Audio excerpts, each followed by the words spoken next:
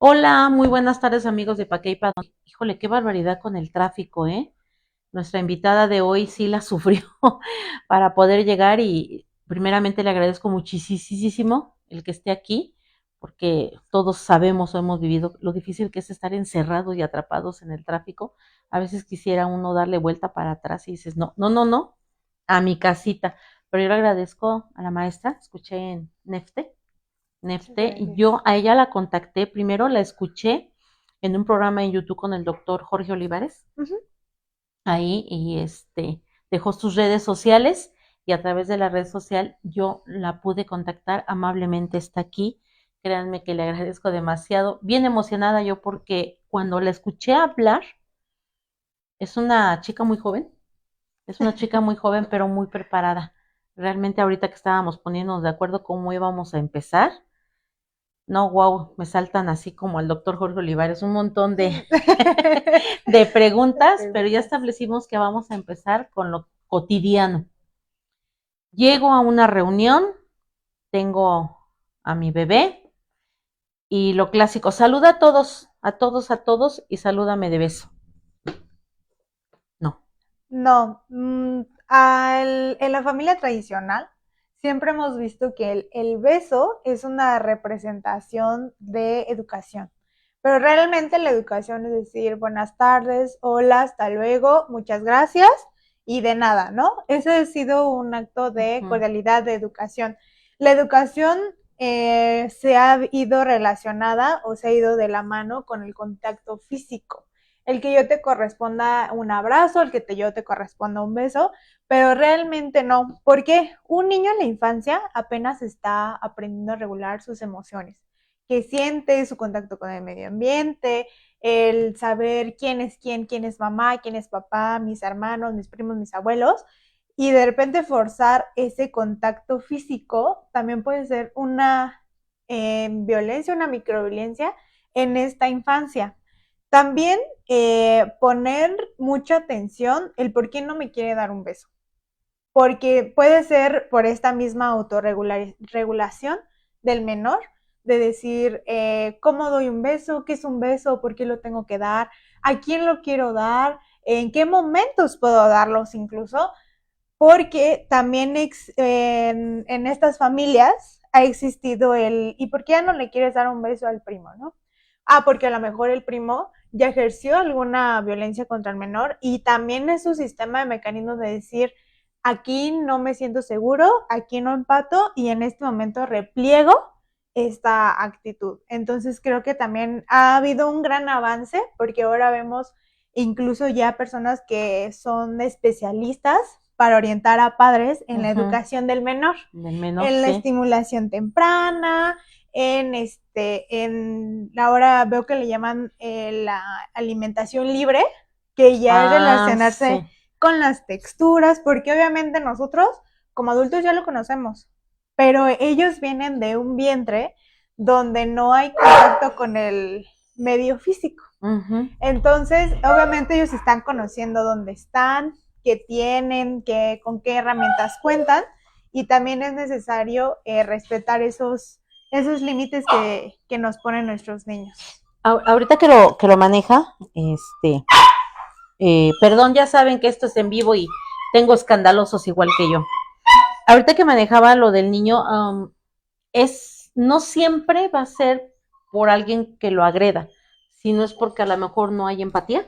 Exacto, no, o inclusive a mí me pasó mucho que familiares que llegaban a una reunión y que yo en mi vida había visto, era como, saluda a tu tío, Ujú, pero yo no conozco al tío. O sea, sí, yo lo estoy claro. conociendo de primera mano, pero no tengo este contacto, no sé quién eres, no sé ni cómo es tu voz, qué te gusta, tu De momento comportamiento. dices quién. Ajá, entonces eso también es aprendernos a relacionar. Es como cuando le enseñamos a los niños a comer, a empezar a comer frutas, a comer verduras Mm, después de la leche.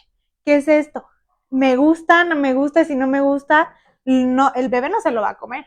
Si ujú. no le gusta la textura, si no le gusta el sabor, el bebé lo va a desechar en de inmediato. ¿Por qué? Porque no lo conoce, no sabe qué es. Sí, bueno, digo, Ajá. en el caso de lo que mencionaba de la alimentación libre, sí he visto que les ponen ahora ya como un platito, una mesita, y les Ujú. permiten comer con las manos, porque Exacto. ellos están determinando si es suave, si es duro, si es dulce, pero en mis épocas, ay, se van a decir en mis épocas, era sentarnos con el baberito y la cucharita y el orden y todo esto. Yo he visto que una situación en los niños pequeños a veces es que ya no tan fácil comen de todo porque los pediatras, y no le dé eso porque le puede generar alergia, y eso porque le hace daño, y eso porque aquí. Entonces, al final de esto me he dado cuenta que es complicado para los chicos en lo que lo descubren porque no lo consumen, no lo consumen porque el pediatra no se los da. ¿Qué pasa ahí? ¿Dónde nos estamos perdiendo ahí? Ahí es la falta de orientación e información por parte de los papás. Porque sí podemos ir con un pediatra, pero él va a tener una opinión exclusiva a su formación y a su experiencia laboral. ¿Qué pasa si tomamos una opinión de una persona que estudió nutrición en pediatría y de una persona que está especializada en estimulación temprana? Va a ser una opinión y una orientación muy diferente. Aquí solamente nos quedamos con un pediatra que tuvo una formación en medicina y una especialidad. Uh-huh. Entonces, ahí por eso, hoy veo también muchos en las redes sociales que hay papás que ya toman talleres, ya existen las conferencias, ya existen las prácticas, el curso para padres, porque es para nutrirnos de toda esta información que también se va innovando. Porque no nos podemos, hoy en día ya no nos podemos quedar con una opinión. ¿Qué pasa cuando tenemos un malestar y nos mandan a hacer estudios? Ah, pues te vas a ir con el especialista. Pero mira, hay 3 especialistas en esta rama. Entonces puedes Uh-huh. tener 3 opiniones y si las 3 opiniones van a conjugar en un mismo momento van a conjugar, Uh-huh. pero las vertientes van a ser diferentes. El tratamiento, el acompañamiento, porque cada médico va a tener una perspectiva y una formación diferente. Uh-huh. Entonces, es lo mismo que pasa ahora en la construcción de las familias. Uh-huh. Por eso hoy en día a veces lo ven como muy actual el que las personas ya no se quieran casar, ¿no? Uh-huh. Pero ¿por qué es? Porque antes el casarte era una realización personal. Si no te casabas, entonces no habías Era cumplido una regla social. en una regla social. Hoy en día es un gusto, es un proyecto que en tu vida puede incluirse o puede no incluirse. O puede incluirse de otra manera que hoy en día es el vivir en concubinato ante la ley.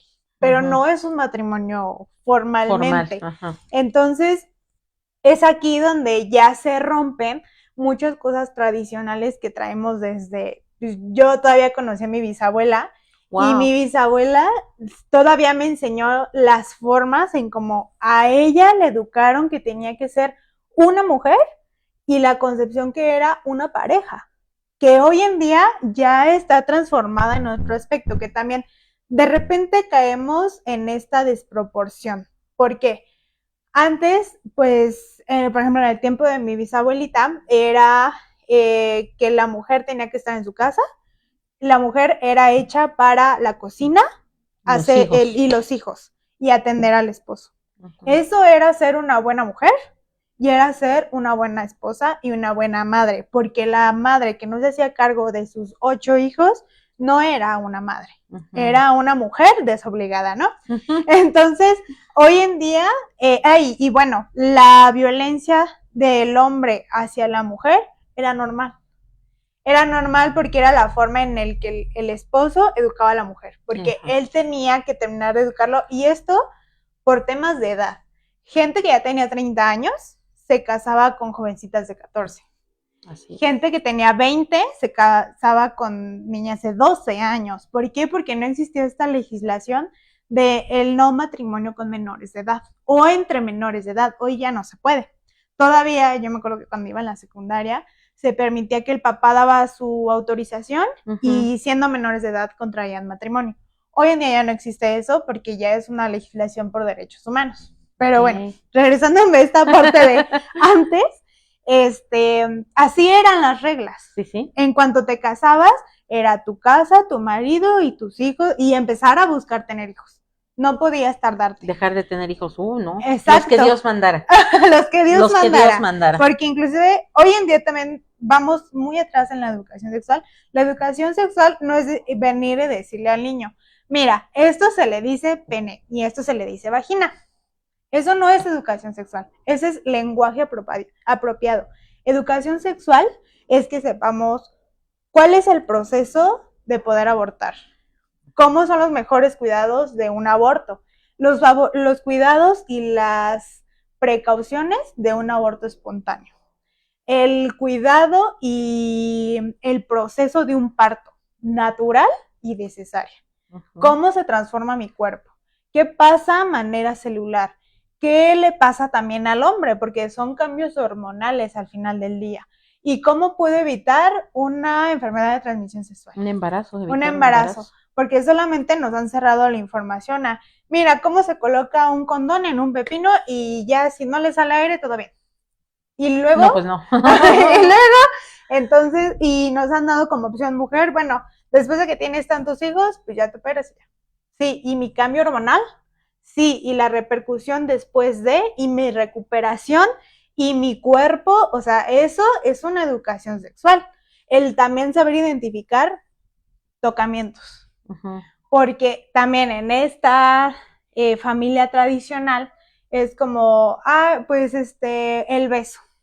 Y besas a todos. Y no importa si, así como soy tu esposo, como soy tu novio, pues yo tengo derecho a tocarte en la calle y enfrente de otros hombres para demostrar mi poder sobre ti como esposo. Exacto. Como marcar territorio, ¿no? Hoy en día, también saber discernir en esos tocamientos en qué grado estamos viviendo una violencia de manera sexual. ¿A qué punto ya estamos viviendo un acoso a manera física?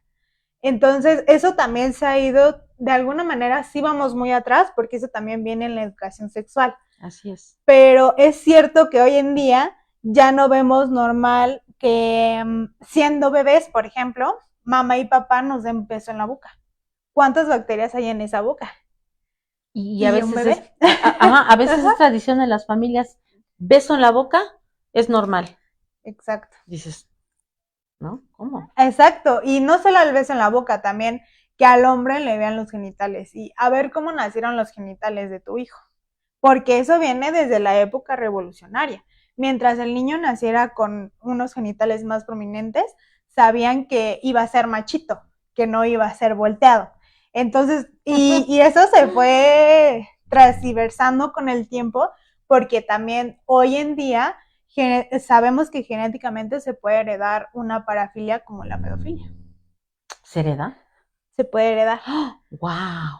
Se puede heredar al igual que el alcoholismo, al igual que el cáncer, que dicen, es que en nosotras las mujeres, si tú tienes un historial por parte de mamá o papá que han tenido tíos directos, abuelos, cáncer de mama, entonces tu mujer eres propensa a, en este porcentaje, es igual en todos nuestros genes. Y tengo que cuidarme. Y tengo que cuidarme. Y no solamente en el cáncer, ya en todo. ¿Por qué? Existen predisponentes internos y externos. Los internos van a ser mi código genético. Desde mi tarabuelo, como por ejemplo la diabetes. Es que mi papá tuvo diabetes y yo por eso la voy a tener. Claramente no. Genéticamente hay un código que dice que en tu historial está esta enfermedad.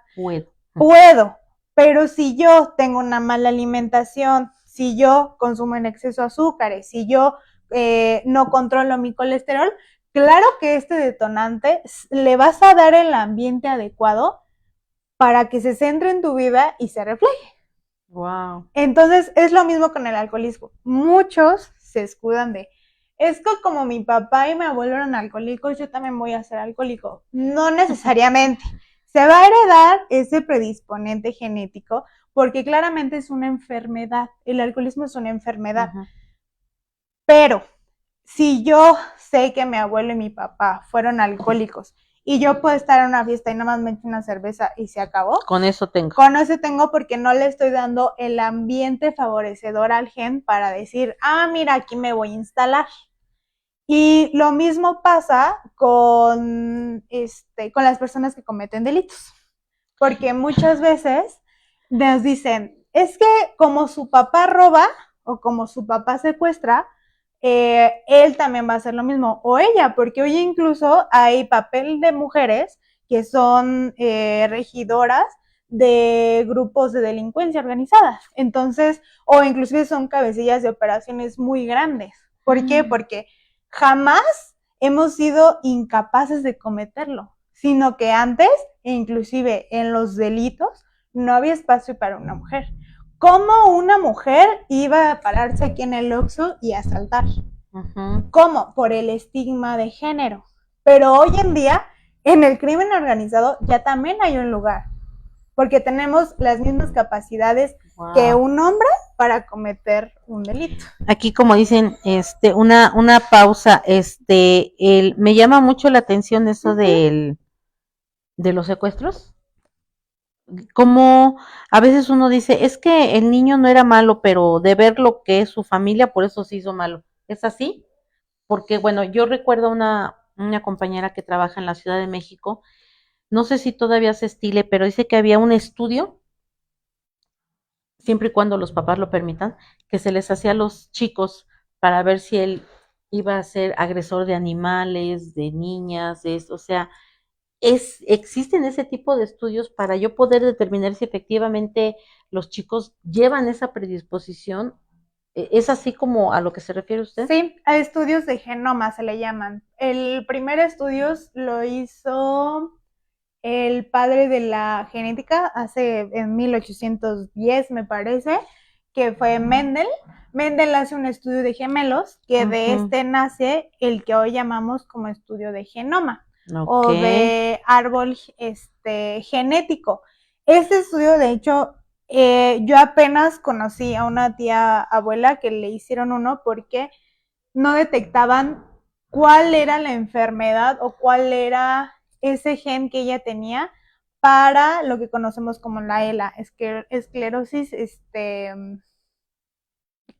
lateral amiotrófica. Y porque justo es una enfermedad que se hereda. Y ese estudio fue el que le hicieron y sacaron toda su ramificación, absolutamente toda. Es un estudio muy caro porque lleva no horas, lleva semanas en hacerse. Y nos saca todo el esquema de genes que tenemos. Es importante decir que nosotros, cada ser humano, tiene 46 cromosomas. De estos 46, 22 van a ser autosomas, en los cuales pueden ser hereditarios, nuestras marcas genéticas auténticas y algunos genes que van a sufrir lo que le llamamos epigenia, que es que entre estos genes, por el ambiente en el que nos desarrollamos, pueden o ser buenos o empezarse a ser malos, o los ya genes predispuestos que detonan. Y de aquí vamos a tener un par sexual, que es XY o XX, y un cromosoma un cromosoma sexual y los 22 autosomas. Sí, nada más estos. Entonces, en los esquemas de genoma en personas delincuentes, lo que se ha encontrado es que tienen un genoma de más sexual, que sea XXY, o un cromosoma autosoma sobrante o menos, que tenga 21 en lugar de 22 o 23 en lugar de 22. ¿Por qué? Es la modificación de genes que vamos a tener. Aunado a esto, es por eso que la muerte regular de neuronas, nosotros tenemos 100,000 millones de neuronas, pero al día normalmente vamos a perder de 5,000 a 15,000 cada 24 horas. Ay, Dios. Entonces, las personas que tienen esta predisposición en cromosomas, que van a ser las personas potencialmente delincuentes, van a tener una muerte más rápida de neuronas. Más rápida o más lenta. ¿Por qué? porque el gen también va a predisponer metabolismo, secreción. Trabajo más rápido. Exacto, un metabolismo o más rápido o más lento. Porque inclusive desde la creación de insulina en nuestro cuerpo va a venir desde un gen.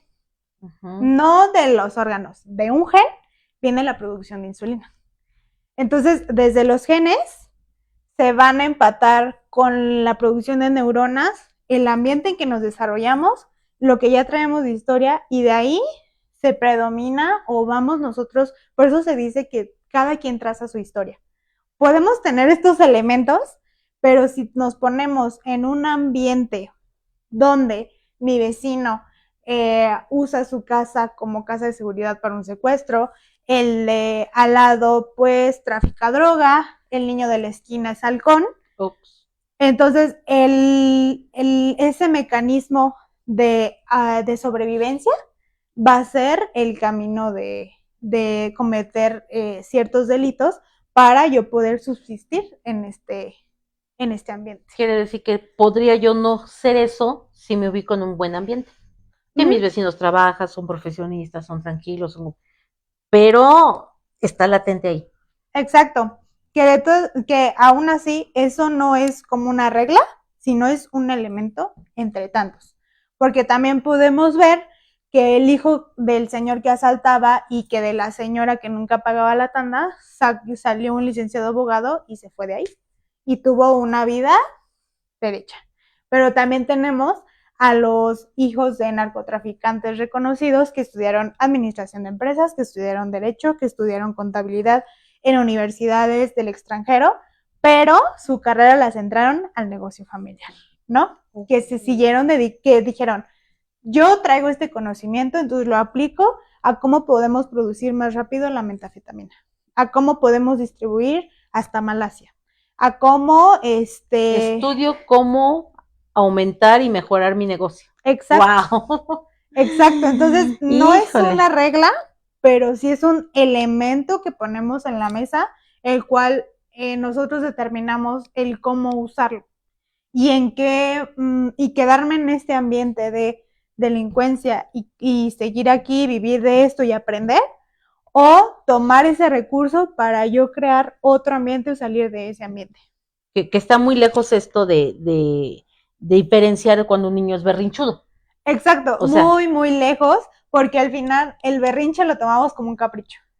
Pero también debemos de aprender como papás. Digo, yo no soy papá y sé que a lo mejor puede ser muy difícil de repente ser mamá primeriza y encontrarme en una situación donde estoy yo, y si no estoy yo, pues nadie me va a apoyar, ¿no? También son contextos diferentes. Pero también en este aprender quién es mi hijo, es aprender que el berrinche es una autorregulación de la emoción. Y hay niveles de berrinche, porque no es el mismo llanto de un niño de 4 años que está sano en un ambiente regulado a un niño de 4 años que tiene autismo y que no ha sido diagnosticado. Entonces, es poner atención a esos focos rojos, o un niño incluso que pone berrinche porque no se quiere acercar a un adulto mayor que antes era la cercanía. ¿Qué rompió ahí? Porque muchas veces por ser niños es que es berrinchudo, es que así es él. No, hay que ver los factores que tiene alrededor del por qué su actuar, por qué esa reacción, por qué ahora ese repelo, o por qué ese ahora cariño, o por qué ahora la actitud. También saber en qué edad nos encontramos. No es el mismo llanto de un niño de 4 años a un puberto, ¿no? No, sí, claro. Tampoco. No, y ahí hay un punto, a ver si no me perdí, corríjame, maestra, un punto importante. Ahorita voy a una pregunta que tengo aquí. Un punto, en cuanto a la crianza de los niños, ahora hay mucha libertad. Déjalo, que se revuelque, que se arrastre, que chille, que. Entonces, pero ahí estamos perdiendo un límite que hay que poner al chico para que no se pierda.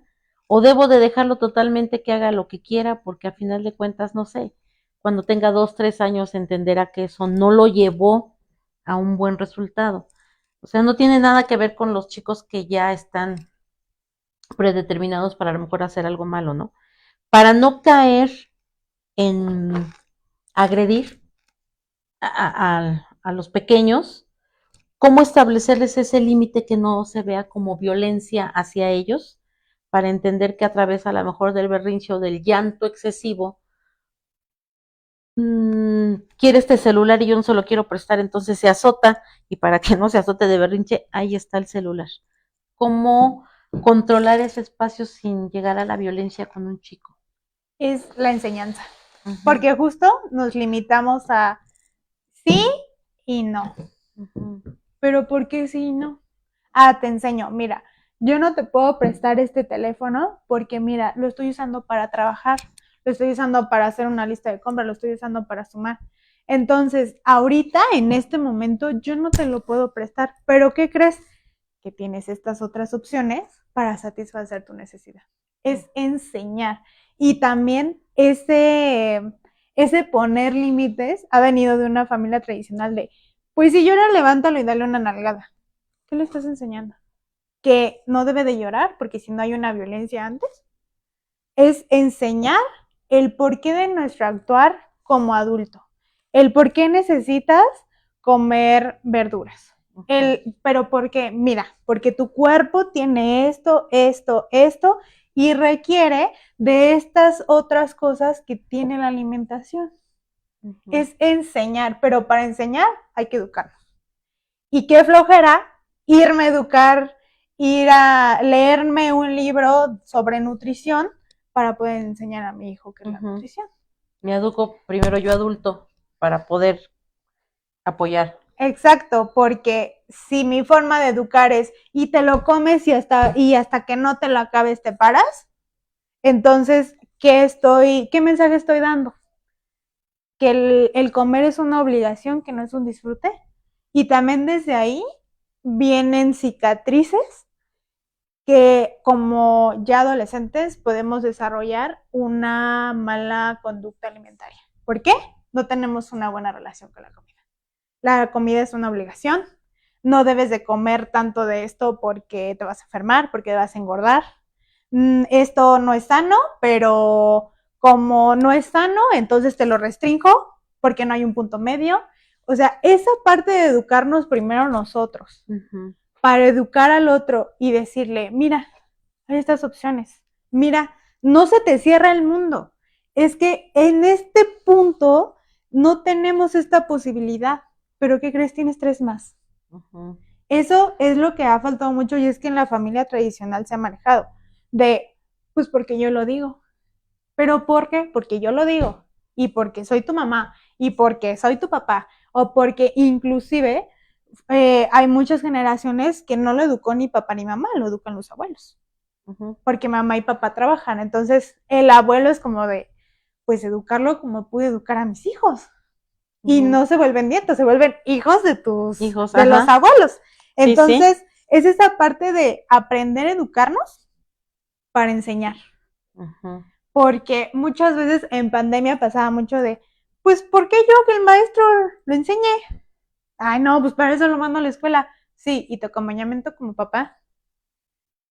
Sí, ¿y dónde está esta parte respaldada del maestro de decir, sí, yo enseño en un salón de clases con esta metodología, acompaño y todo, pero en casa, si no hace la tarea, pues ya se perdió lo que se hizo en la escuela. ¿Sí? Exacto, el reforzar conocimiento. Entonces, no es nada más decir sí y no, blanco y negro. Es decir, aquí está el gris, aquí está el azul claro, el azul marino, y enseñar que si tomamos una mala decisión, enseñar las consecuencias. Si tú no te metes a bañar a las 8 de la noche, pues ya no te bañaste y fuiste sucio a la escuela al otro día.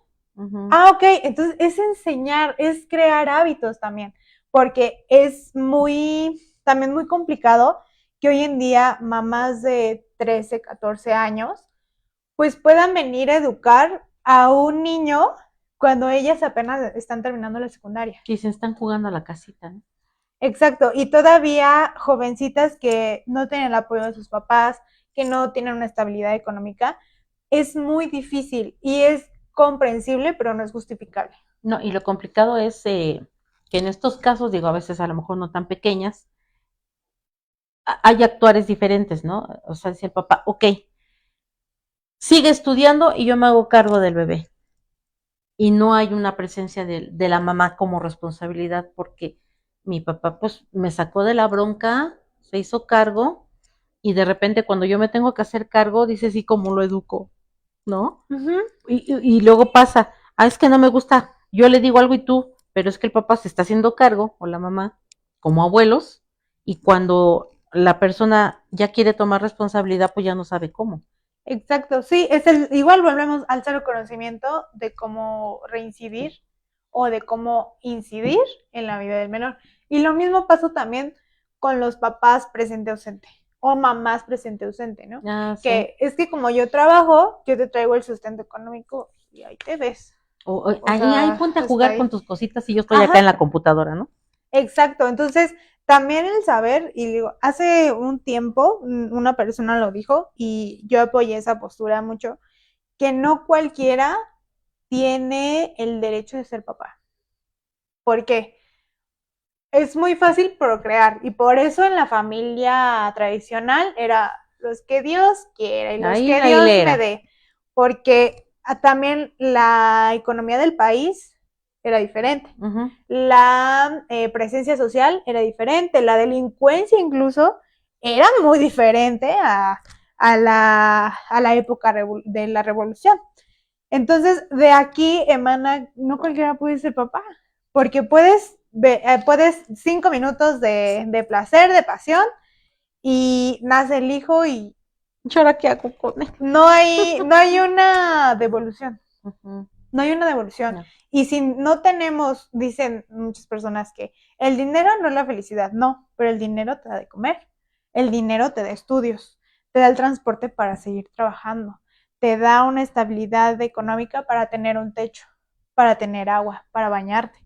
Entonces, si no tenemos hoy en día esa estabilidad económica para nuestras propias necesidades de una persona, es muy difícil entonces aportarle a la persona nueva que viene al mundo una educación que yo no tengo, una cultura que yo no estoy dispuesto a buscar y una cero estabilidad económica que yo tampoco me estoy dando.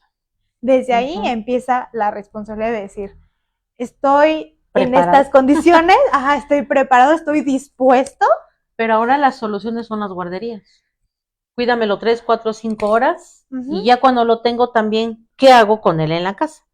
Porque si estoy, ahora se da mucho el home office y es ahorita voy, mientras cómetelo, mientras prepáratelo. Y así andan, ¿cómo dicen? ¿Ausente, presente? ¿Cómo? Presente, ausente. Presente, Uh-huh. ausente. Sigo en mis labores, en mi trabajo y medio lo veo, medio esto, medio aquí. Entonces ahí se rompe también y como dices, no todos pueden. Ya si se chispoteó, bueno, pues ya ni modo, ¿no? Ajá, Está ahí. Y entonces ahora se convierte en esto, ¿no? Pues es que ahora hay que trabajarle todo el día porque no me alcanza. No me exacto. alcanza para pañales, para esto, digo, para la escuela. Y ahora cambian aquellas épocas de nuestros abuelos porque las mamás estaban todo el día en casa. Entonces estaban al tanto de nosotros, con chanclazo o sin chanclazo, pero nos Sí. sacaron adelante, nos educaron y nos enseñaron cosas muy diferentes a lo que ahora yo veo en estas generaciones que chocan a lo mejor con nosotros, ¿no? Uh-huh. Por la manera en que nos educaron, pero a final de cuentas una respuesta muy heroica que dan para los de mi época, aquí estamos y le entramos. Y estas generaciones jóvenes que son papás, todo se les dificulta, se les cierra el mundo. Todo lo que no les implique complicación, pagado, comprado, traído, hasta los partos. ¿Me va a doler? Sí, entonces hágame cesárea, ¿no? Uh-huh. Sí, porque también ese también ideología de, bueno, pues ya nos embarazamos, pues hay que tener al hijo. No, también viene desde la educación sexual, es decir, no estoy listo, no le voy a dar la vida al menos saludable. Uh -huh. Entonces, en este momento, pues me practico un aborto seguro que no ponga en riesgo mi vida, mi situación hormonal y que me digan realmente cuáles son los cuidados, porque desde ahí también venimos arrastrando un rezago educativo, Uh -huh. un rezago en sociedad activamente productiva y un rezago en infancias que dicen, es que tiene 4 años y no sabe leer. ¿Cómo vas a saber leer si tú lo tuviste muy joven si tú no te das el tiempo de sentarte y te voy a ejercitar la lectura en casa? ¿Cómo vamos a progresar si desde la educación sexual no hemos avanzado? Desde la prevención de un delito no hemos avanzado. ¿Qué pasa también con la mujer que es víctima de una violencia sexual, de un abuso? Y le dicen, bueno, pues no puedes abortar, pues ya tenlo. Nos hay una magnitud, de principio no lo quiero, ¿no? De la secuela psicológica, de la secuela, y no le vamos a llamar traumatismo, le vamos a llamar secuencia psicológica, porque va más allá de un traumatismo. Un traumatismo lo trabajamos en terapia, hacemos ejercitación, hacemos diálogo y lo vamos superando poco a poco. Sí, ¿cómo superamos algo así si tenemos al hijo al lado al que tengo que educar y darle de comer y enseñarle a caminar? Que me recuerda que, ¿no? Es muy diferente. Entonces, va a haber una secuela psicológica en ella y en su hijo o hija que nazca, que venga al mundo. Porque si claramente en papás divorciados el hijo dice, pues ¿por qué no estás con mi papá? ¿Por qué no estás con mi mamá? Sí, eso es como la formación tradicional que yo tengo en mi cabeza de 3 años. ¿Sí? ¿Qué va a pasar con, oye, quién es mi papá? Entonces, esos mecanismos que aún la ley nos dice, es que si tienes ya 12 semanas no puedes abortar. Sí, después de esas 12 semanas, ¿quién me va a alimentar? ¿Quién me va a dar trabajo? ¿Quién va a educar al hijo? ¿Dónde voy a vivir? Esta legislación aún se queda muy atrás, muy, muy atrás, y nos vamos a seguir quedando más atrás si no hay una educación. Ese es lo fundamental, una educación y una prevención. Porque hoy en día la prevención es, te adiciono el deportivo con máquinas de ejercicio, buenos árboles, te podo el pasto y ahí está tu mecanismo de prevención. Pero eso no es prevención, eso es educación al deporte, al ejercicio, una actividad física. Okay. La prevención muchas veces en México se ha catalogado con que hoy en el Senado legislamos para aumentar la pena de prisión en secuestro, que fue el sexenio de Felipe Calderón, ¿no? En secuestro. Y ahora van a ser 70 años, que es la máxima. En México, la pena máxima por delito es 70 años. Okay. Va a ser de 70 años. Y luego, o sea, cuando a mí me tomen en el semáforo y me cierren con una camioneta y me digan, órale, bájate, les voy a decir, no, espérate, es que si lo cometes, te van a dar 70 años y enseño mi código penal. Bueno, como me van a dar 70 años, ya no te voy a secuestrar. Claro que no. No. La pena no es una acción preventiva en primera, porque la justicia en México no existe. Porque el debido proceso en México no existe. Y no existe desde cómo es que en un no debido proceso dejamos salir a una persona que violó a una niña de 4 años. Así es. No existe el debido proceso, no existe la justicia, ok.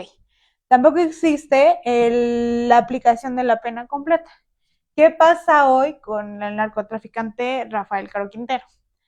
Está enfermo. Sus derechos humanos le dicen, tienes que sacarlo del penal para recibir una atención médica de vanguardia para salvaguardar su vida que le queda. Y luego, ¿y la pena? La pena está en la atención médica de un hospital de especialidades en Toluca.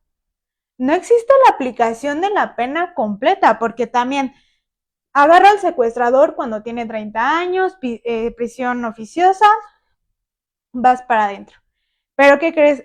Dentro de 2 años te voy a dar tu primera audiencia para desahogo de pruebas. Pero tu juicio va a durar otros 2 años. Y para que yo te dé, para dictar la pena, vamos a tardar otros 3 años. Wow. Y entonces ya pasaron 7 años desde que te agarré. Y te voy a dictaminar 74 años. Y luego. Así es. Y si se muere al año siguiente, ya ni siquiera cumplió su pena. Entonces, hay un mecanismo todavía en este sistema que, uno, la corrupción, dos, no está bien estructurado. Vamos muy, muy atrás. No existe una prevención y ni siquiera en los menores infractores, que ahora ya no se le llama menores infractores, se llama adolescentes que infringen con la ley penal, ¿no? ¿Qué pasa con estos niños? Hoy la delincuencia organizada dice, tráete al hijo de Juana, tiene 7 años, sí, páralo ahí en la azotea y que sea halcón, le das un teléfono y cuando vea a los militares o los policías que nos hable. Llega la policía y dice, a ver, tú, nieto de Juanita, ven, tú eres halcón, sí, pues te vamos a llevar a la receptoría, ¿no? Bueno, lo meten, su tratamiento es 3 sesiones psicológicas, ¿me firmaste? Y vas para afuera. Y otra vez vuelve a ser halcón. Sí. Y ese niño cuando tiene 18 años ya es sicario. Entonces, ¿dónde está tu prevención o sanción a los adolescentes? Que el crimen organizado sigue cubriendo. ¿Por qué? A un niño halcón le pueden pagar hasta 10,000 pesos. Un niño que es el hermano mayor de 8, que el papá es alcohólico y que la mamá no puede salir a trabajar porque cuidar a los niños. Entonces, ¿dónde está mi mecanismo de prevención? Y también el pertenecer de manera forzosa a un cártel, eso sigue existiendo. Ah, sí. Entonces, ¿dónde está mi prevención si ni siquiera aplico la sanción? Porque no llevo un proceso penal de manera adecuada. Porque no tengo la estructura. Y todo, sí, digo, entonces, lamentable lo que nos comparte, maestra, pero sí, es así. ¿Cómo las cosas pequeñas se van haciendo grandes? Porque no tenemos precisamente en todas las áreas de nuestra vida un mecanismo de prevención. Ahora, vamos a suponer que yo sepa, maneje ese mecanismo de prevención. Aunque yo lo lleve bien, llega un momento en mi camino en que me atoro, porque las leyes, los mecanismos, los organismos y todas las personas externas que intervienen no están bien estructuradas. A veces, y nos hemos encontrado con gente que realmente no ha generado ningún problema, y son los que terminan en la cárcel, porque el sistema no está bien establecido. Porque aunque yo hice a lo mejor una cultura de prevención, en ese camino de toda la gente que me rodea no hubo una estructura correcta. Exacto. Y qué suerte, ¿verdad? Los que llevan el mal camino salen bien librados y no te explicas por qué salen bien librados. Ese es un tema que da para mucho, y ahorita vamos a ver por qué la maestra está tan inmersa en este tema. Me quedé aquí con Alejandra Martínez, dice, ¿cómo afecta el entorno familiar o laboral a la percepción de la victimización? Pues en primera, desde la familia, la cultura que tenemos de víctima, del concepto de víctima. El hacernos víctimas es ser menos. Todo me pasa a mí. Todo me pasa a mí. O el que venga y te diga a tu papá, ay, te estás haciendo la víctima, ya, deja de llorar, ándale, ¿no? Y dices, no, es que la calidad de víctima, para empezar, es una calidad legal. Socialmente se ha visto muy mal porque, ay, pues la víctima, y en los medios de comunicación existe la revictimización de pobrecita de la señora, que esto, que lo otro. Y sí, el feminicidio de Carla, que dejó a 4 niños huérfanos, es una revictimización, porque me estás haciendo menos. Y no soy menos, tampoco soy más que la persona que delinque. Tengo esta calidad de persona porque cometieron un delito que transgredió mis derechos humanos, mi personalidad y mi estatus legal. Es una calidad que nos da la ley, que nos da derechos humanos y que nos da también esta calidad pericial. No es el mismo trato científico de una víctima a una persona que delinque. Y es algo que han ido viendo igual. Y que como, ay, pues es que también está esta otra parte, ¿no? Que no eres pobrecita, que la víctima es tonta. Porque, ay, que a la chava que asaltaron y la apuñalaron a las 10 de la noche en el callejón de Tlalpan.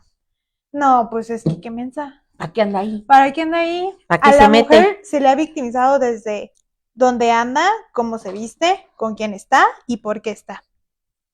Y más en el entorno familiar, porque se ha visto de, bueno, y si te pega, ¿por qué no te vas? Qué tonta, ¿no? ¿Por qué sigues ahí? Si te tratas tan Me mal. regaña. ¿Por qué? ¿Por qué?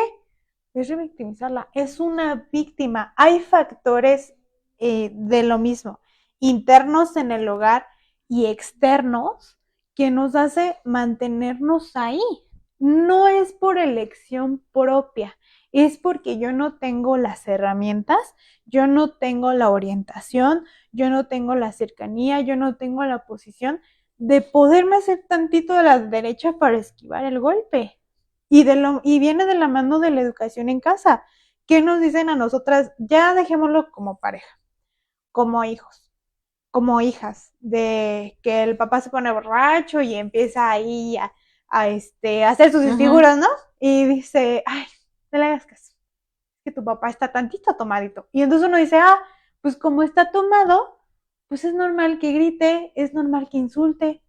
Pues sí. Y el día que tenemos una pareja y que vivimos en común, en un hogar, y que se le pasan las copas y nos pega y nos grites, pues es normal, porque mi papá también lo hacía. Así era. Así era, es normal. Y para los hombres también es normal actuar así. Entonces, también en ellos es una especie de cultura de, pues con el alcohol me justifico. Uh-huh. Entonces, todo esto nos va a influir porque lo vamos a ver normal cuando no lo es. Y cuando me voy, perdón, al lado laboral, porque luego hay lugares en donde sí se pasan de chistosos en el trabajo, ¿no? Te agarran de su patito feo y tú dices, bueno, pues es que sí, a lo mejor sí, no estoy haciendo lo correcto, estoy trabajando mal. ¿Qué hacer en ese tema? En ese tema también es importante conocer que existe la violencia laboral. La violencia laboral no solamente es decir, ay, qué tantito estás, y burlarme y jajaja, no. La violencia laboral es también abusar de lo estipulado en tu contrato. De abusar es, pues entra más temprano. No importa que salgas a tu hora, entra más temprano. ¿Por qué voy a salir más temprano? A mí lo que me pasó en el mundo laboral fue que existía esta parte de la culpabilidad. Uh-huh. Tú haces todo mal. Como tú no lo haces como a mí me gusta, entonces lo haces mal. También es esa parte de aprender a darle el valor a nuestro trabajo. Porque muchas veces nos pueden decir, por ejemplo, los abogados, ¿no? De que se encuentran en una reunión familiar y, a ver, tú qué sabes de leyes, dime cómo le puedo hacer. No, eso ya es una asesoría legal, y una asesoría legal, para darla debes estar preparado. También es en nosotros como profesionales no desvalorizar nuestro trabajo, nuestro conocimiento, porque sí, es fácil venir y decirle en la fiesta, ¿no? No, sí, mira, vete al SAT de aquí y metes el papel y yo te ayudo, pero también es darle el papel y el lugar a lo que sabemos, el papel y lugar a el tiempo que le hemos invertido en el estudio, porque una persona preparada no nos regalan ni el material, no nos regalan una clase, así sea en la UNAM, tienes que pagar tus 50 centavos, si no, no te inscribes. Entonces, la educación, lamentablemente en México, no es regalada, no es gratuita. Gratuita es que no paguemos al mes, pero del todo gratuita no existe. Entonces, si me regreso al mundo laboral, vamos a suponer que me digan cómo tengo que trapear el pasillo. Ajá. Si yo ya leí mi contrato y dice que lo tengo que barrer, lo tengo que escombrar, barrer, trapear. Ajá. Eso dice. Y yo lo estoy haciendo conforme a mi contrato. Tú no puedes venir a decirme que lo estoy trapeando mal. No, claro. Porque lo estoy. Exacto, estandarizando. Porque también en el sector privado, en el sector público, es trabajar con las herramientas que tienes disponibles. Porque jamás vas a tener el 100% de tus herramientas. En el sector privado es trabajar bajo el estándar en el que me están contratando. Si tú me estás contratando para pulir el piso con el producto que tú me vas a dar, tú me tienes que capacitar para aprender a pulirlo con el líquido que tú me vas a dar. Y yo lo pulo y termino mi tarea por contrato. Porque lo que pasa es que es en esa línea de Si no lo haces, te voy a despedir. Si no lo haces, te vamos a reporto. correr, te vamos a reportar. Si no lo haces, pues te vamos a acusar con El jefe. con recursos humanos. Con recursos humanos. Entonces, nos meten el miedo de yo tengo que dar lo mejor. Tengo que ser el mejor. Y algo que he platicado mucho es que en ninguna empresa, por más grande, por más reconocida, por el puesto más fregón que tengas, eres indispensable. Todos somos desechables. Somos en el momento en que a la empresa ya no le alcance para tu sueldo, te vas a ir.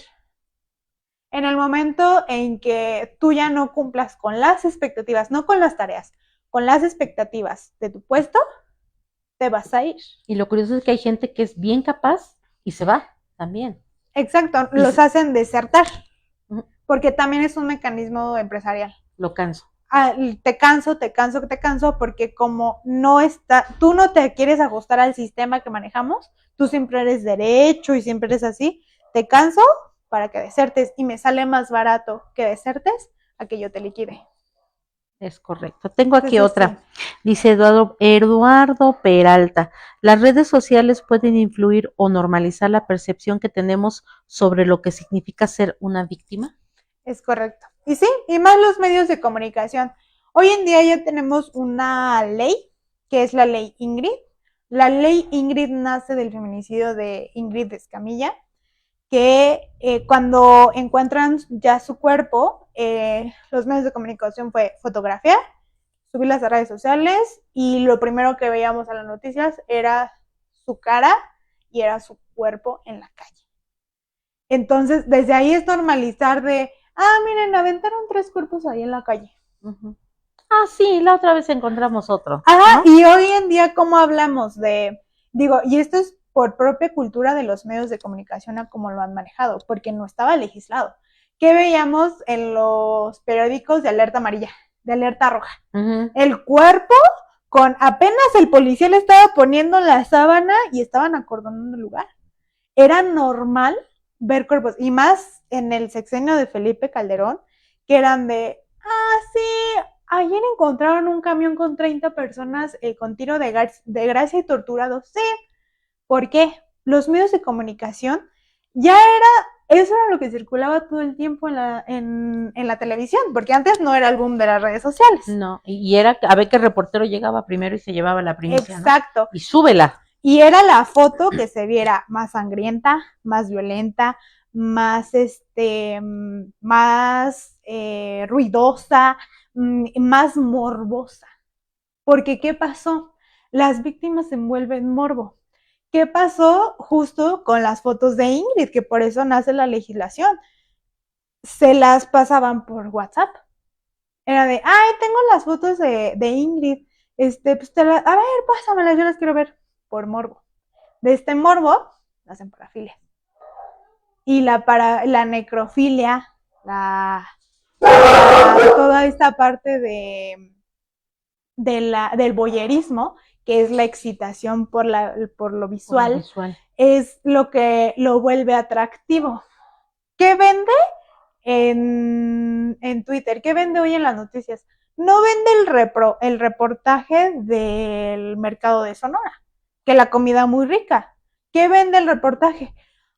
Pues hubo tantos muertos. Ahora lo que pasó en Querétaro, ¿qué era lo que atraía? Ya agarramos a tantos, quedó el lugar balaceado, hubo tantos heridos, pues eso fue el atractivo. ¿Qué circula en redes sociales? No circula en redes sociales. Cultura. Cultura. La premiación, apenas yo vi una premiación de la UNAM a 2 chicas de medalla Benito Juárez. Yo no veía eso por todos lados. Yo lo que veía era la lucha de la plaza en Querétaro y que seguían entrando a los bares, porque es lo que atrae. El morbo es lo que atrae. ¿Qué pasa cuando hay una balacera en Estados Unidos? O sea, ni siquiera pasa en nuestro país, en Estados Unidos. Estamos al tanto. ¿Y qué pasó? ¿Y cuántos? Y ya sacaron, y esto y el otro. ¿Qué pasó cuando agarraron a Ovidio Guzmán el año pasado? Era cobertura 24 horas en la televisión. Y todos metidos, viéndolo, ¿no? Y a ver cómo lo agarraron y a ver. Cuando capturaron a Chapo Guzmán, obviamente la Marina lleva una videograbación, porque hoy derechos humanos, así es como vamos a justificar o vamos Que no fue a ver maltratado. que no fue maltratado o que la ejecución del acto en cuanto a la ley fue respaldado. Entonces, pero eso ya rompió una barrera que ahora es el atractivo visual para la televisión. ¿Qué sucedió cuando agarraron a Chapo Guzmán? Se televisó este video grabado por las cámaras de Marina, se hacen ruedas de prensa cuando él llega en avión y se hace rueda de prensa cuando él se va a Estados Unidos. ¿Por qué? Es el atractivo visual. Y esto también en víctimas es la naturalización, por decir, pues por eso le pasó, por eso le pasan las cosas. Pues sí, porque la salida de los medios de comunicación es, mataron a estos jóvenes, pero se dedicaban al narcomenudeo y a la prostitución, entonces por eso les pasó. Entonces eso al mexicano le da una cultura de, justificar el delito. Justificar el delito cuando no hay ninguna justificación. Como cuando, bueno, han sido pocos los que yo he podido ver de combis o camiones que se suben a asaltar y sale por ahí algún valiente y ¡pum! Se lo truena. Y los comentarios, qué bueno, una rata menos, qué bueno, qué bueno. Exacto. Y así vamos, ¿no? Y al final es un delito perpetrado por un arma de fuego. Y alguien dice, ¿quién vio? Nadie vio. Y por ser ratero, ¿no? Eso no le dolió menos o le quitó menos la vida. O que dicen, bueno, llegó la mamá buscando y decían, es que mi muchachito no le hacía daño a nadie, ¿no? Y ya abajo empiezan, no, pues si no le hiciera daño a nadie, no hubiera asaltado, no hubiera cuchillado, no hubiera golpeado. Entonces, se convierte esto en una controversia. Yo digo, me voy a confesar. Estaba yo platicando con unas conocidas y surgió, no sé si fue rumbo a Teoloyucan una comida, la verdad no sé. El chiste es que el asaltante ahí quedó. Alguien reaccionó más rápido que él y ahí quedó. Y entrábamos en esta discusión y a lo mejor mi mala salida o mi mala respuesta le dije, bueno, porque yo lo confieso, le dije, pues qué bueno, ¿no? Y ellas, no, que cómo vas a desearle la muerte a alguien. Le digo, mira, te lo voy a poner al revés. Le pasó a la persona. Si a ti te hubieran avisado que fue tu sobrina, tu hija, que mató este fulano, yo te aseguro que te volteas con toda la furia del mundo a pedir justicia. Entonces, ¿por qué no ponernos de este lado? Si las personas iban tranquilamente, sube los acuchilla y alguien reacciona y se lo zumba. Le digo, cuando a nosotros no nos pasa, tendemos a hacer este tipo de comentarios. Y cuando a nosotros nos pega, volteamos el mundo, cerramos casetas, cerramos calles, lo subimos a redes sociales, pedimos justicia, hacemos un montón de cosas. Le digo, piensa qué te hubiera pasado, qué hubieras sentido tú, cuánto hubiera sido tu furia de pedir justicia, porque si te hubieran avisado que acuchillaron a un familiar, no olvídate, te da. No sé, a lo mejor mi reacción no fue correcta, ¿no? O mi comentario no era lo que yo hubiera tenido que externar. Pero tiene razón, maestra, así es nuestra vida. Normalizamos todos los actos de agresión, no solo con las personas, sino con los animales, ¿no? Exacto, y es que al mismo tiempo de esto que habla usted, de si a mí me hubiera pasado, si hubiera sido mi hermana, si hubiera sido mi hija, mi mamá, pues yo también hubiera pedido su justicia. Y es de, ¿por qué tendríamos que pedir justicia si se supone que el sistema está diseñado para dárnosla? Pero justo todo esto que comenta usted es una revictimización, que es sistemática. ¿Por qué es sistemática? Porque el sistema no busca revictimizarnos, pero está tan mal diseñado, tan mal ejecutado que lo hace, sistemáticamente lo hace.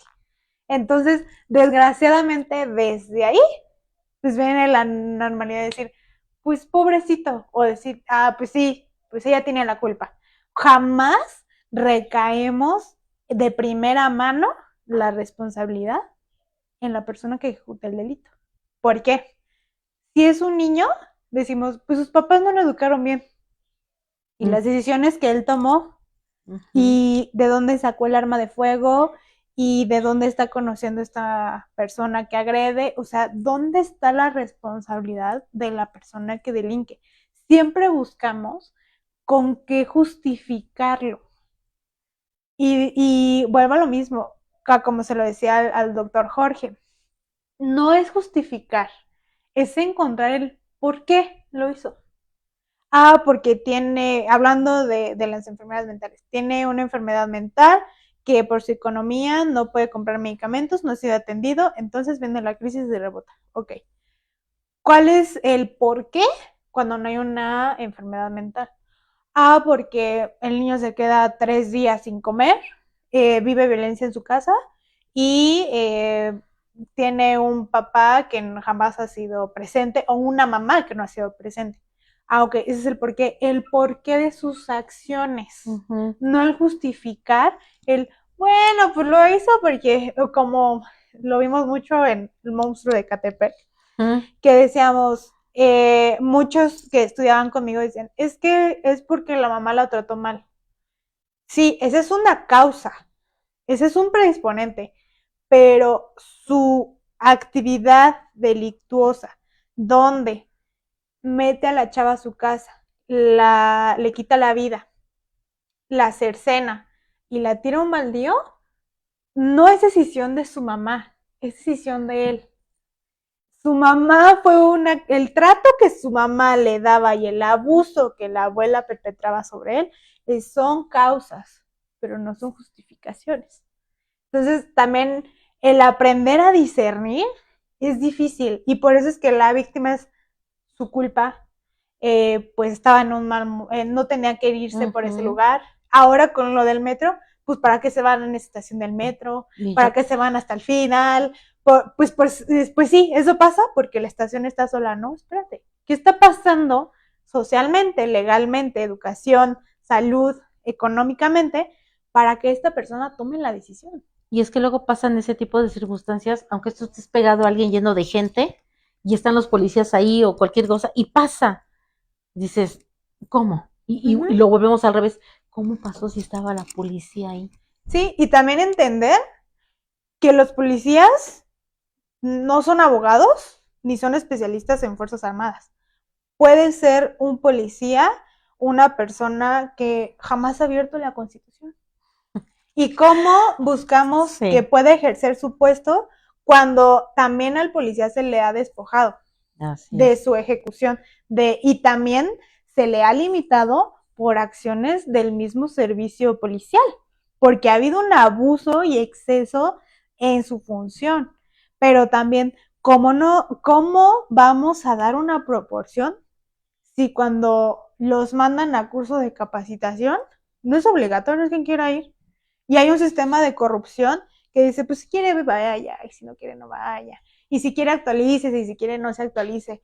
Hay esa flexibilidad de decir, pues eres policía, te doy un arma, tal vez no sepas usarla, pero te doy un arma, te doy un chaleco, más o menos te equipo porque no tengo el recurso, y pues salte a agarrar a los hijos del Chapo. Jamás va a pasar. Jamás. Hay deficiencias por donde queramos verlas. De hecho, con el doctor Olivares, después de que la vi a usted, espero no equivocarme en el nombre, creo que se llama Aarón, habló precisamente de eso, tiene varios libros que apunté que espero junto con el doctor Jorge poder adquirir. Hablaba de eso.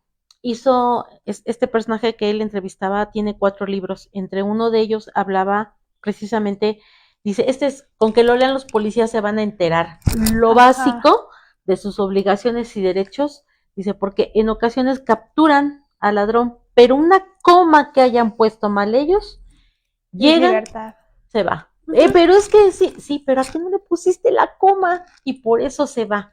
Entonces él hacía hincapié que ese libro era muy importante, que todos los elementos de seguridad leyeran hasta para defenderse a ellos mismos, porque hay policías que actúan con bien. Claro. Y se les fincan responsabilidades que dicen, bueno, pues si estoy haciendo un bien todavía que lo agarré y soy yo el que me van a encarcelar. Entonces él hacía hincapié en ese libro muy interesante para que precisamente las autoridades, ya que no, bueno, sí los dotan de cursos, pero ya si no quiero, pues por lo menos me puedo leer el libro y apoyarme, ¿no?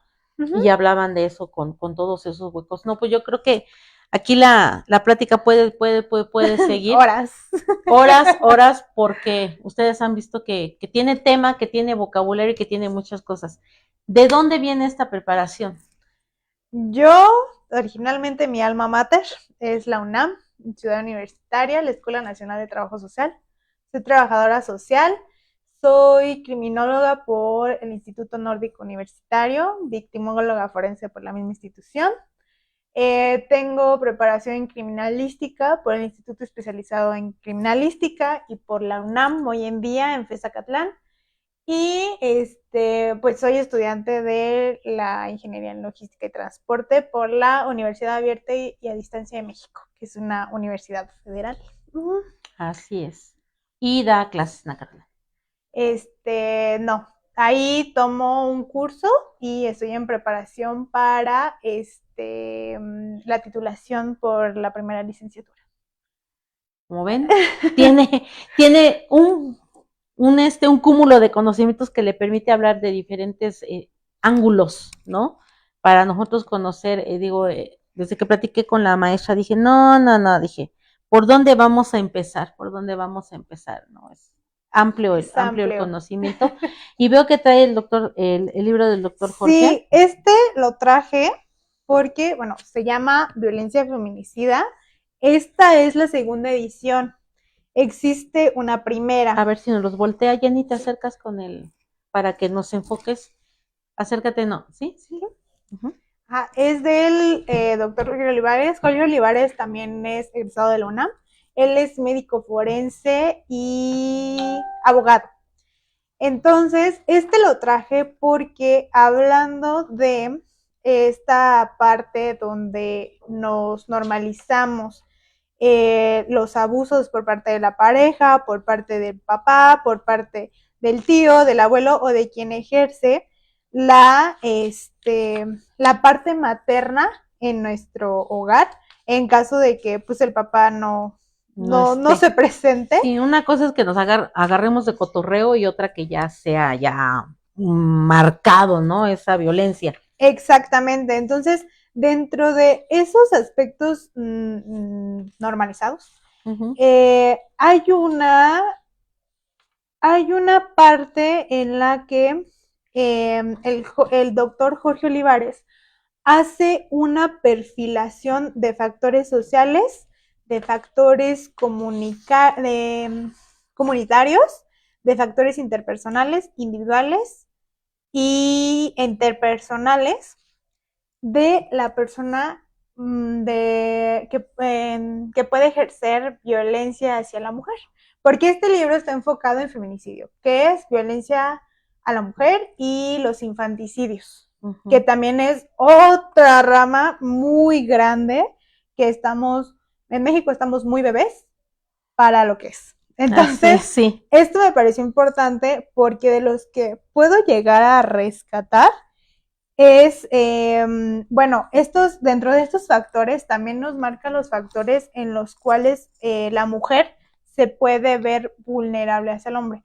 No son como que la regla, el manual, uh-huh. Pero son los que se han visto, alertas. Los que se han visto como comunes denominadores en los casos que pues han sonado en México y en Latinoamérica. Entonces, dentro del perfil de los factores societales es justo esta discriminación de género en las instituciones por parte de la policía, el sector de salud, etcétera. Porque como mujer queremos ir a poner una denuncia, o como hombre poner una denuncia porque vivimos violencia por parte de la pareja y las instituciones de ay, no pasa nada, ya, aléjate de él y ya. A rato se arreglan. A rato se arreglan y no nos procede la denuncia. En los comunitarios, pues son estas normas de género nocivas.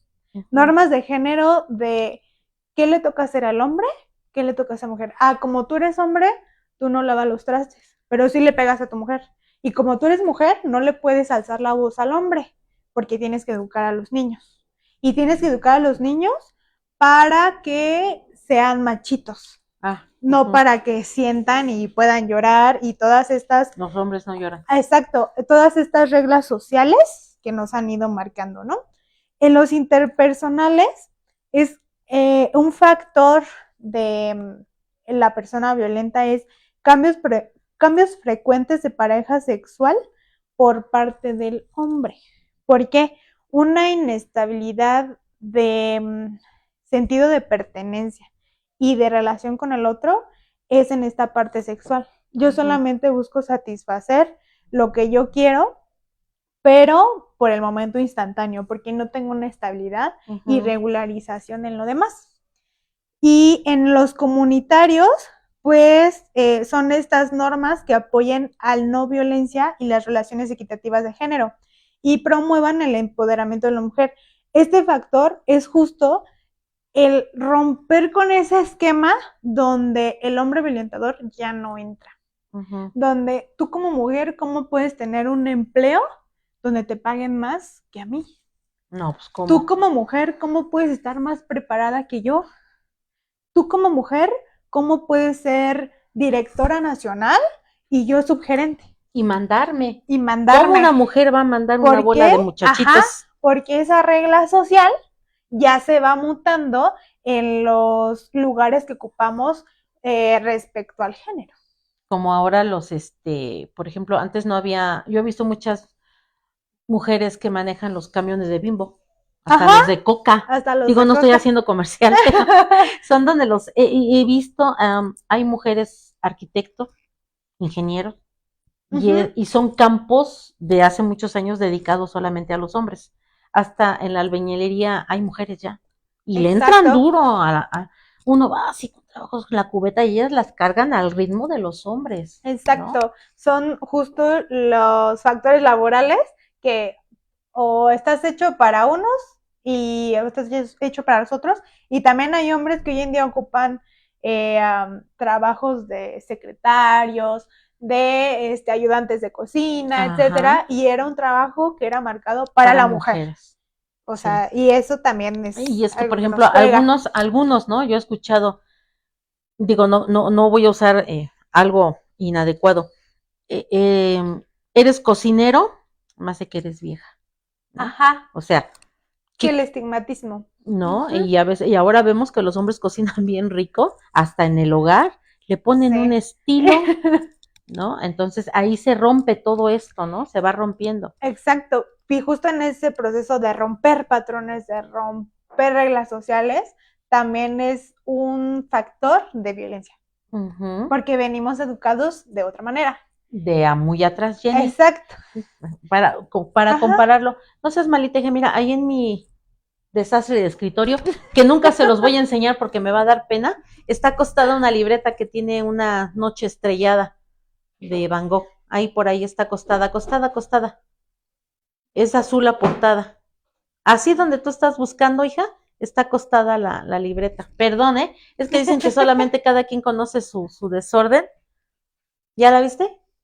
Está acostada, hija. Ahí donde tú la tienes está acostada la libretita. Es que se me hace muy interesante compartir estos títulos. Nada más que a mí, cuando estaba dando los títulos, este personaje que estaba con el doctor, decía que solamente se consiguen, gracias mi amor, en librerías especializadas. Y la verdad, por más que yo intenté buscar, verán ustedes todos mis apuntes, por más que yo intenté buscar, no le entendí cuál puede ser una librería especializada. Déjenme lo encuentro porque se me hicieron muy interesantes los títulos que él compartió. Se llaman Derechos Humanos y Policías, en donde él dice que es importante que ellos lo lean para saber cómo hacer bien un proceso y que la persona que está cometiendo esa infracción pues no se vaya. Otro dice, que es el que me llamó mucho la atención, a lo mejor de lo que hablamos, dice, ¿hasta dónde la familia es responsable de la delincuencia? Y entre paréntesis yo le puse que trae historias, dice que ellos se fueron a visitar correccionales, entrevistaron a los chicos que quisieron participar y dice que los relatos que están en este libro no le quitaron ni punto ni coma, tal y cual ellos lo compartieron, Así está en el libro. Entonces tiene mucho que ver quizá con lo que nos maneja maestra, Ujú. hasta dónde la familia es responsable de la delincuencia, ¿no? Y la otra dice la política de seguridad en México, que lo hizo en la época de Felipe El Calderón. Calderón, Ujú. que es donde dice que se destapó más toda la delincuencia y los cárteles, todo eso.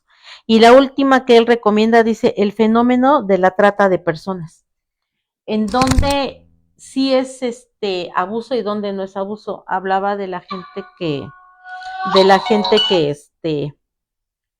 um, que hace un trabajo, no, se me va el nombre, ¿en dónde se le dice Tra- trabajo sexual, no? ¿Cómo sí? trabajadoras sexuales. Ujú. Ajá. Donde están siendo explotadas y donde lo están haciendo por gusto. Por Cuando yo le profesión. puedo llamar que es Ujú. explotación y cuando no. Manejaba Exacto. unos ejemplos muy interesantes. Ya me acordé, es Alan García Huitrón y también tiene un super currículum como el de usted en cuanto a preparación y libros, pero sí se me hizo muy interesante, ¿no? El tomarlos, el tenerlos, porque esto nos lleva a lo principio, Ujú. prepararme, Exacto. instruirme, educarme para tomar las medidas necesarias cuando sea necesario, pues hacerlo, ¿no? Válgame la repetición. Exactamente, y sí, y justo esta preparación también viene de involucrarnos en la información documental, porque a lo Ujú. mejor también algo que están usando o que usan mucho los medios de comunicación es crear un documental, una película, donde dramatizamos el hecho delictivo. Ujú. ¿Qué pasó con la ahora muy sonada serie de los monstruos de los hermanos Menéndez que matan a sus papás? Es una dramatización del hecho real. ¿Y qué nos hace ver? Alguien que no está, ya dejémoslo de una carrera profesional, alguien que no está siendo inculcado de manera textual de qué Ujú. es un delito, qué es una persona que comete el parricidio, porque ese es el delito, el parricidio, que es el simple hecho de que es una audiencia, porque inclusive las audiencias llevan una dramatización. Ese no es un protocolo de audiencia, y menos en Estados Unidos. En Ujú. Estados Unidos es una regla tal cual se tiene que seguir paso por paso. Aquí es un desmoche. Que si no vas con el juez de control, vas con el juez de ejecutoria, y si no a la Suprema Corte, y si no regresas, es un vaivén. En Ujú. Estados Unidos es una Es un regla que se proceso. tiene que seguir. Entonces, lo que hacen las series de televisión, justo por el morbo, por atraer público, por generar dinero, es la dramatización. Y esta dramatización es la que nos lleva a la naturalización del narcotráfico. ¿Qué ha pasado con los niños? En Sinaloa. Pues yo quiero ser como el Chapuzman, yo quiero ser como el Mario Zambada, Quiero ser matón, ¿no? quiero ser sicario. Y existen niños sicarios. ¿Sí? Hay un libro muy bueno de Saskia Niño de Rivera, que lleva un documental en las cárceles de Ciudad de México y el Estado, inclusive en toda la República. Ella escribe un libro que se llama Un sicario en cada hijo te dio. Este libro es documental. Este libro es de cómo la infancia se ha ido interrumpiendo por esta violencia y aunado a la trata de personas. También en la trata de personas también se ha mm, transversado mucho que simplemente es la explotación sexual, pero va más allá, porque de hecho la trata de personas, uno pudiera pensar que el tráfico y producción de drogas es el mayor mercado, pero Ujú. no, es el tráfico de personas a lo que más se le gana el mayor mercado y el mayor consumidor, Wow. porque la droga y las armas es de producción, distribución, compra-venta y productor final. Y ahí se acaba y Wow. tenemos que producir de cero. ¿Qué pasa con la trata de personas? La persona llega a mí por engaño de un trabajo de modelo, que es lo que se estila mucho en México. Te creas una agencia de modelos, atraes del modelaje extranjero, llegas, ¿qué crees que vas a trabajar? Te vas a meter en esta casa sin nada con otras 20 mujeres de todas nacionalidades extranjeras y lo que vas a hacer es que yo te voy a agendar citas en el día y vas a tener relaciones sexuales con las personas que se te agenden, ¿no? ¿Qué pasa con la persona? Va y viene, va y viene. Te llevo a Tamaulipas y ahí vas y vienes con el consumidor. Hasta que la persona muere, hasta que la persona escapa o hasta que se detecta la célula de explotación de trata y pues se lleva un proceso y liberan a las personas y las deportan cada quien a su residencia O puede natal. llegar a que me guste la vida. También existe eso porque si vienes de Guatemala, de Venezuela, pongámoslo de Venezuela, donde hay una crisis económica, donde en la mañana hay un precio, en la tarde otro y en la noche otro. Y no hay trabajo y el sueldo del mismo modo es el más bajo por la sube y baja de precios.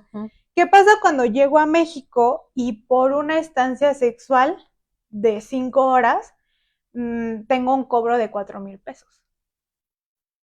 Soy millonaria. Entonces, también en este ejercicio de vida no es solamente decir, pues me voy a dedicar a esto y a ver qué pasa, ¿no?